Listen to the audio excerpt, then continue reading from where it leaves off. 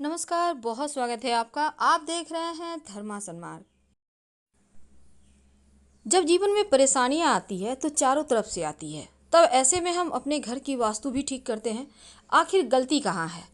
क्या आपको पता है घर की कुछ ऐसी चीज़ें हैं जो अगर आप किसी और से शेयर कर लें या किसी और को दे दें तो आपकी लक्ष्मी आपसे रूठ जाती है या फिर आपकी बरकत चली जाती है। अब आप सोचेंगे भला ऐसा भी होता है? जी हाँ, जैसे आप तिनका तिनका बचाकर अपने संसार को बेहतर करते हैं। कुछ पैसे आप सेविंग करते हैं भविष्य के लिए, कुछ बच्चों के पढ़ाई के लिए, कुछ अपने लिए। तो इन पैसों को बस दिन दूनी रात चौगुनी बरकत तो होनी ही चाहिए। ऐसे में कुछ ऐसी वस्तुएं होती हैं घर की जो किसी को भी नहीं देना चाहिए और किसी से शेयर नहीं करना चाहिए, खासकर शाम होने के बाद। तो आज हम आपसे यही तो साझा करेंगे। घर की महिलाएं घर को संवारती हैं और खासकर उनके ऊपर ही जिम्मेदारियां होती हैं कि वो घर को व्यवस्थित रखे, अच्छे से रखे। तो ऐसे में आज हम उन्हीं से बातें करेंगे।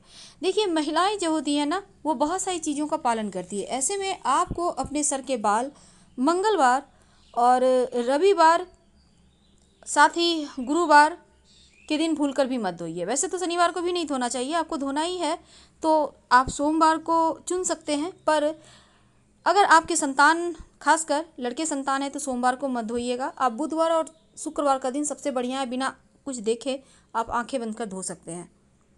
तो ये तो सिंपल चीज़ है। घी, रात के समय किसी को भी घी मांगने से भी ना दें, क्योंकि घी लक्ष्मी का ही प्रतीक है और घी हमारे सुख वैभव से जुड़ा होता है। तो अगर आपने किसी को दे दिया तो जीवन से हो सकता है सुख वैभव कम हो जाए। झाड़ू ना तो किसी के साथ शेयर करें और ना ही किसी को दे। यानी कि आपके कोई पड़ोसी नया नया रहने के लिए आए हैं, आपसे दो भाई झाड़ू दो, मेरे पास नहीं है, कल खरीद के लाएंगे। तो ऐसे में मीठा सा बहाना तो बनाना होगा, नहीं तो परेशानी आएगी।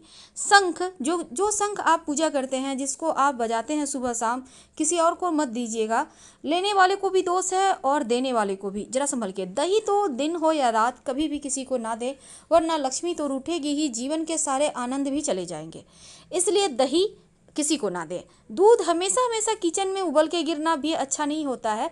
ये आपके लक्ष्मी को आपके घर से भगा देता है। वैसे तो दूध भी किसी से शेयर नहीं करना चाहिए, किसी को नहीं देना चाहिए, इस बात का ध्यान रखिएगा। नहीं तो मन की समस्या आपको लाइफ में बहुत ज़्यादा परेशान करती है, तो इससे भी बचें।